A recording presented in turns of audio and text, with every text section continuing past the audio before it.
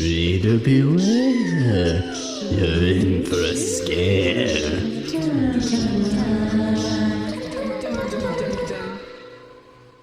All right, so this episode we're going to go through the rest of the Shivers series, which we talked about book 3, Ghostwriter, Writer, last time. And guys, this is a long one. There are 36 books in this fucking series. So here we go. 1, The Enchanted Attic. When they move into an old house, two sisters begin to realize something sinister lies in the old attic. They must find out what it is before it's too late. You know, if I was a ghost, I would haunt the attic and demand that the family finish it and put a cool room up there. Didn't every 80s, 90s kid want a cool attic room with a peaked roof? Why shouldn't I live out this fantasy just because I'm dead? A ghastly shade of green. When Jason's mother takes him and his brother to the Everglades, things begin to disappear, including their dog and family. This is like the second or third book that seems to basically be like, hey, did you know alligators are a thing?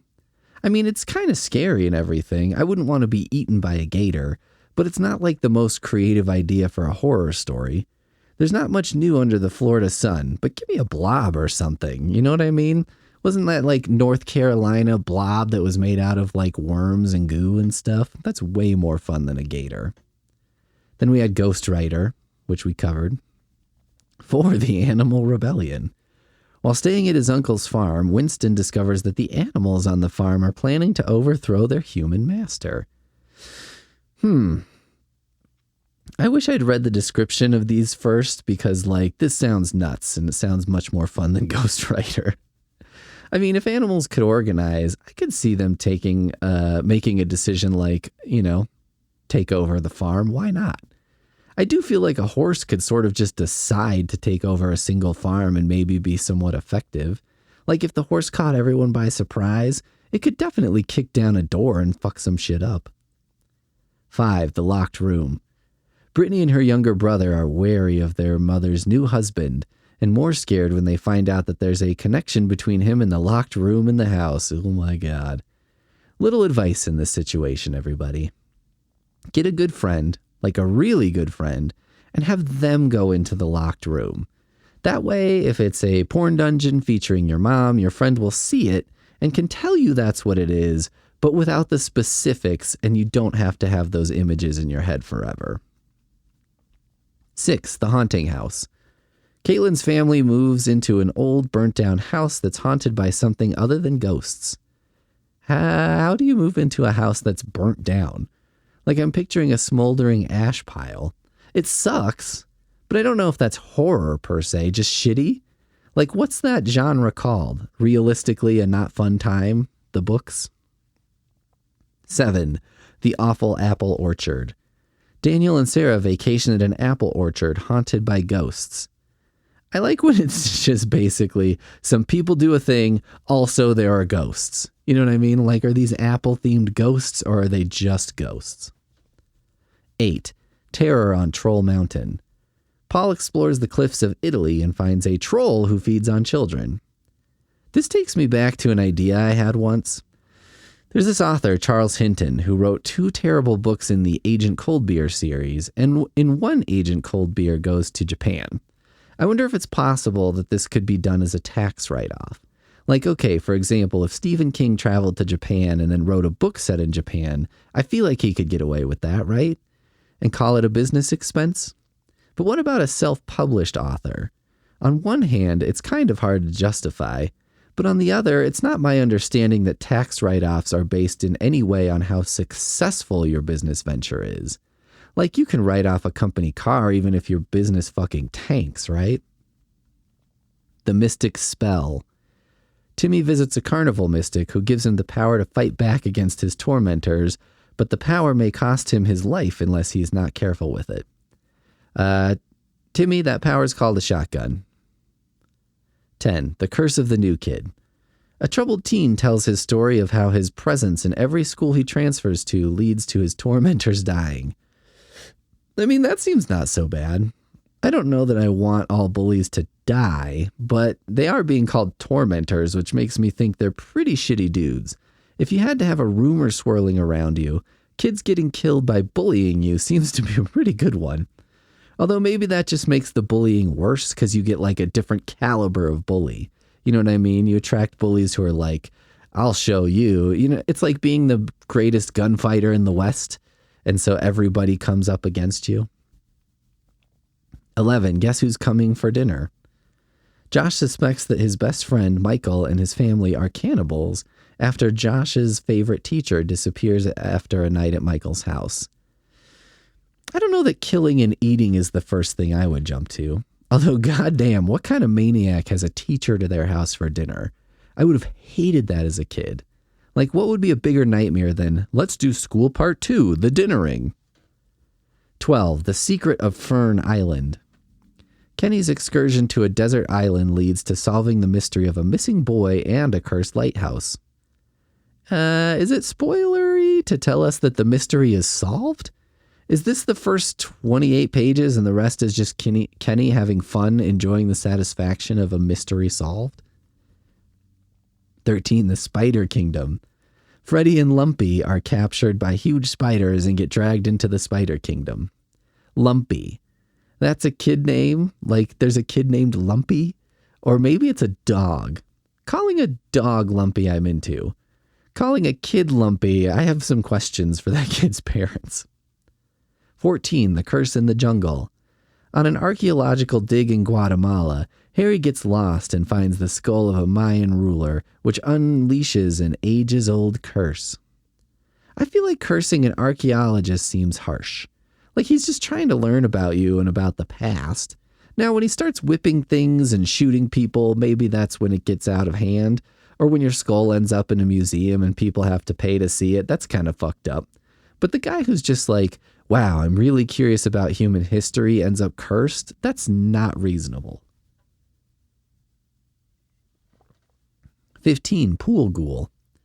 There's something strange afoot when Matt and Laura's new backyard pool begins terrorizing anyone who dares swim in it, and all eyes are on their neighbor, Miss Pincher, as the one behind it. I mean, this is kind of a good idea, a pool gone wrong. You would be so popular around here as a kid with a pool. I think the Midwest is the best place to have a pool as a kid because most people don't have a real legit pool in their backyard. In California, I feel like you're just keeping up, but in Minnesota, you'd be the king of summer. I'd probably give my kid a choice, college or pool. And if my kid had even 10% of my genes, we would be having a pool for sure. 16. The Beast Beneath the Boardwalk. Alec and his cousin Mary battle to stay alive in a hurricane while being hunted by the beast that lives beneath the boardwalk. See, I do like these where there's a sort of natural disaster combined with a supernatural problem. Like that movie Crawl where there's a hurricane and then giant murderous alligators get into a basement of a house. That's good shit.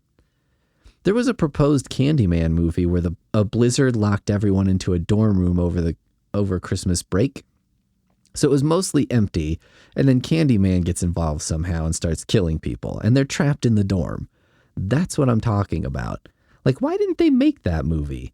Why did they make those shitty sequels instead? Like the one that had the Baywatch star who wasn't even nude. Why would you do that? If you're going to cast someone who sucks at acting, I'd like them to be nude. That seems like the implied promise. The Ghosts of Camp Massacre. Samantha is staying at a summer camp built near the site where a family was massacred by ghostly Native Americans a century ago. But soon she finds out the real truth behind the legend. Let me guess, the Native Americans weren't evil. Take that, colonizers. The Shivers books are really teaching you a lesson. Shivers, is that what we're talking about? I can't even remember. 18, your mama's a werewolf. Yo, mama's so werewolf. A vacation in the woods of Michigan leads to Iggy's mom being attacked by a werewolf. You know, I was saying before I like natural disasters combined with the supernatural. I consider being on a vacation in the woods as sort of low-key disaster. Like, what kind of vacation is that? Where you're like, yeah, so every morning before I drink this water, I have to boil it for 10 minutes. Wow, that's fun. 19, the thing in room 601. Liam and Diane are stuck in a haunted hotel room where their mom has to leave. I want to see the story of the haunted motel, like the shitty one. Show me the haunted motel, you know, motor lodge, whatever. Like, we don't need another Victorian manor looking ass hotel. We need a spot where all the doors go straight out to the parking lot, where someone parks their car and the lights shine directly into your window and some asshole thinks he has to warm up his truck for 20 minutes because it's 50 degrees outside. 20, Babyface and the Killer Mob. Joey's wish to be a mobster comes true when he wakes up in the body of a gangster named Babyface. Okay. And then he goes to Babyface's therapy appointments and has lots of conversations with other Italian Americans, and we're all just sort of entranced by it for several seasons. Except for Pete. Pete just doesn't care for mob stuff. I don't know why, it's just not interesting to me. 21, A Waking Nightmare. A boy named Martin is being accused of committing destructive acts while sleepwalking and must find the culprit. Martin, the culprit is all the Robitussin you're drinking. You cannot just swallow an entire bottle of Robo and then be surprised when you do something fucked up. 22, Lost in Dreamland. Twin siblings Bill and Barbara get trapped in an amusement park where everyone's nightmares come true. Why are amusement parks so scary to everybody? Carnivals I get. Every person working at a carnival seems kind of frightening. Like they live outside the law. It's almost like, you know, if you can get away with a crime while you're asleep, like in the previous book, I feel like you could also get away with committing a crime while being a carny. In both cases, it's like you're sort of outside of yourself. 23, Night of the Goat Boy. While at summer camp, Nathaniel finds himself face to face with a half-man, half-goat creature thought to be the stuff of legends. Which half is the goat and which is the man? I mean, this is important information. I'm not sure which is worse, though. I guess goat on top is the worst. Like, at least if there's a guy on top, he could probably explain what the hell happened. 24, The Ghosts of Devil's Marsh. Samantha's past is likely to haunt her when she joins her dad's family. She's fed up with the taunts and whispers of Nana. Don't break a dead's heart? Don't break a dead's heart? What is some... don't break... Is it dad or dead? Dad's family. What is Samantha doing when she hears this? Like, can you imagine if your dead grandmother's ghost showed up every time you were about to jerk off? That could not end well. That's not going to be a life well lived. 25, A Ghostly Playmate. Virginia has a new friend, a ghost who also plays games with her and won't let her quit. The ghost wants her as a playmate forever. I mean, the ghost is probably bored, Virginia. Have some sympathy.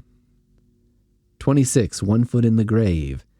When she and her family move to France for her dad's job, Bubby meets a boy named Jean-Luc, and together they unleash a phantom. This is like almost like a romance, eat, pray, love thing.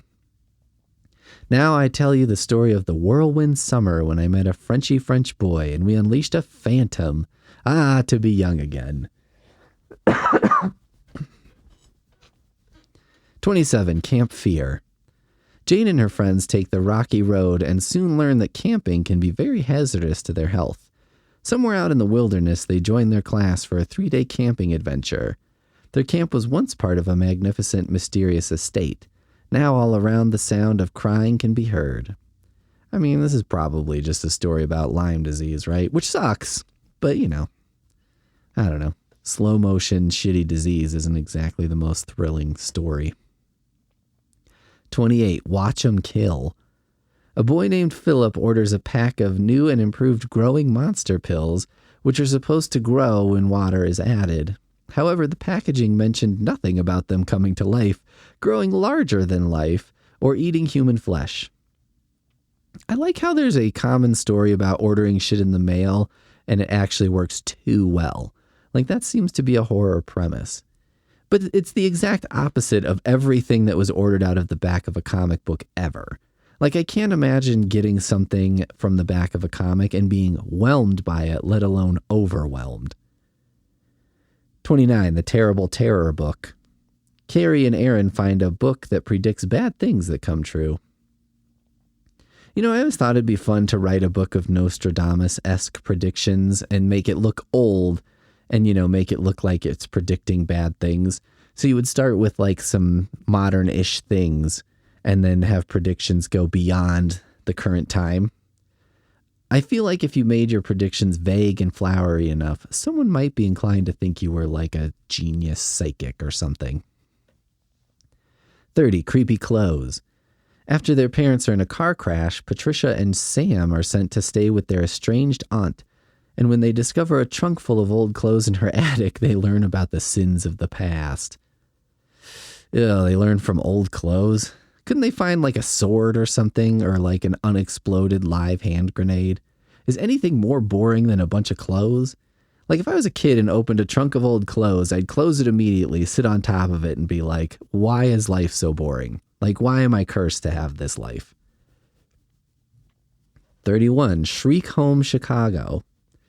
A year after Terror on Troll Mountain, Paul learns that the monster that troubled him and his cousin Anthony has followed Anthony to Paul's home in Chicago. So the monster has started a small restaurant that's engaging in several forms of graft in order to circumvent city requirements for their awning, which they inherited when they bought the property but is now not grandfathered under new rules. Eventually, the rules are stupid enough that the monster just moves back to the woods. Maybe that's why Chicago rules are so silly. It keeps monsters from opening Italian restaurants. 32. Beware the Bog Girl. On vacation with her scientist father, Julie is troubled by the ghost of a spoiled girl who lives in the swamp. How spoiled can this girl possibly be if she lives in the swamp? She doesn't even live in a nice house or perhaps an upscale apartment.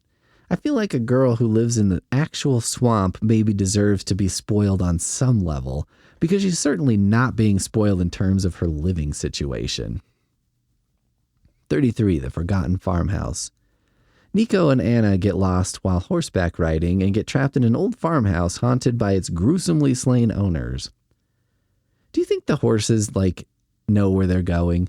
Do you think horses are like, we could take these dum-dums back, but they've made this pile of hay, they should lie in it. 34. Weird Waldo's Wax Museum. Billy and Chrissy visit a wax museum in Washington, D.C., where they discover a gruesome secret behind the lifelike figures. Wax museum horror, that's another unexpected staple. Probably because we all saw Waxworks, specifically the last 20 minutes where everything goes apeshit and a militia of grandpas are fighting Draculas and shit. If you've never seen that movie, I highly recommend it. If you get bored, just fast forward to the end. It's incredible. 35. Terror on Tomahawk Island. Sean and Wendy visit an island haunted by Native American spirits. Like the cigarettes? 36. Madness at the Mall. Brothers Frank and Tom are trapped in a shopping mall with the souls of animals from the pet cemetery that the mall was built upon. Damn it. This was the one I should have read. It's got all the good 90s goods. It's got the pet cemetery staple. It's got it all. I am such a fool.